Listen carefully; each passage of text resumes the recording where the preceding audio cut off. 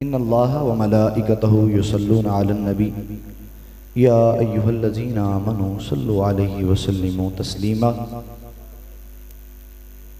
कुरान करीम में रब्बुल जलाल ने इरशाद फरमाया, वलिमन खाफ़ मक़ाम रब्बिही जन्नतान, जो अल्लाह से डरने वाले हैं अल्लाह फरमाता है मैं उन्हें दो जन्नतें दूंगा। सैयद नईमुद्दीन मुरादाबादी इस आयत के तहत लिखते हैं, जन्नत आदन भी इससे मुराद है और जन्नत नईम भी इससे मुराद है। हमारे करीम आका सल्लल्लाहु ताला अलैहि वसल्लम के बड़े ही प्यारे सहाबी हैं जिन्होंने सबसे पहले हुजूर का कलमा पढ़ा। दुनिया उन्हें यारे गारे मुस्तफ़ा के नाम से याद करती है। आप अगर किसी दरख्त पर बैठी हुई फाख्ता को देखते तो कहते अल्लाह मुझे फाख्ता बना देता, सिद्दीक ना बनाता। आपके गुलाम पूछते हैं आका ऐसी बात क्यों करते हैं, तो सिद्दीक अकबर कहते हैं कि फाख्ता से हिसाब नहीं होना, मुझसे हिसाब होना है, इसलिए मैं कहता हूं मुझे फाख्ता बना दिया जाता। यही सिद्दीक अकबर किसी चरागा में जाते तो घास के तिनकों को देखकर कहते ए अल्लाह मुझे घास का तिनका बना देता। आपके गुलाम पूछते हैं हुजूर ऐसी बात क्यों करते हैं, तो सिद्दीक अकबर कहते हैं मैं इस वास्ते कहता हूं अल्लाह मुझे घास का तिनका बना देता, क्योंकि घास के तिनके से हिसाब नहीं होना, सिद्दीक से हिसाब होना है। यही सिद्दीक अकबर आपने एक गुलाम रखा था, जब भी कोई चीज़ मंगवानी होती ये लाकर देता था। एक दिन गुलाम दूध का प्याला लेकर आया, आपने एक घूंट लगाया, गुलाम बोल पड़ा, कहता है आका आगे जब भी कुछ लेकर आता था आप पूछते थे हलाल है हराम है, आज पूछा नहीं। तो कहने लगे सिद्दीक अकबर मुझे भूख ने सताया था, मुझे याद नहीं रहा।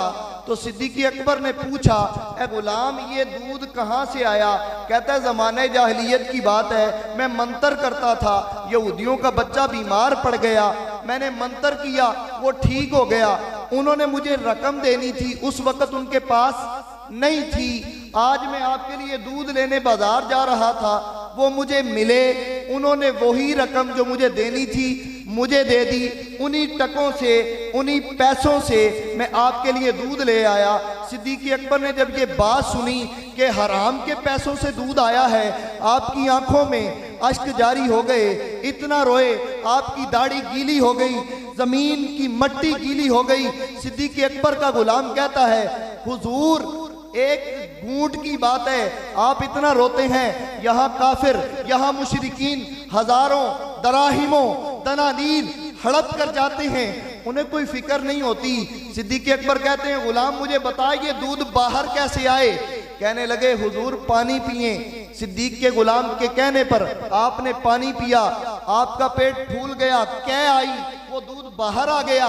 सिद्दीक अकबर उसके बाद हाथ उठाकर अल्लाह की बारगाह में दुआ करने लगे, ए अल्लाह जो मैं कर सकता था वो मैंने कर दिया, लेकिन एक डाइजेस्टिव सिस्टम है इंसान का, जो भी खाता है पीता है वो खून की शक्ल इख्तियार कर जाता है। कहने लगे ए अल्लाह ये दूध के घूंट से मेरी रगों में जो खून बना, जो जर्रात बने वो मैं नहीं निकाल सकता, ए अल्लाह उस पर तुझसे माफी मांगता हूं जो खून के कतरे बन गया। गुलाम कहने लगा हुजूर ऐसी बातें करते हैं, यहाँ पर तो हजारों दराहिम दनानीर खाने के बाद कोई ऐसी बात नहीं करता।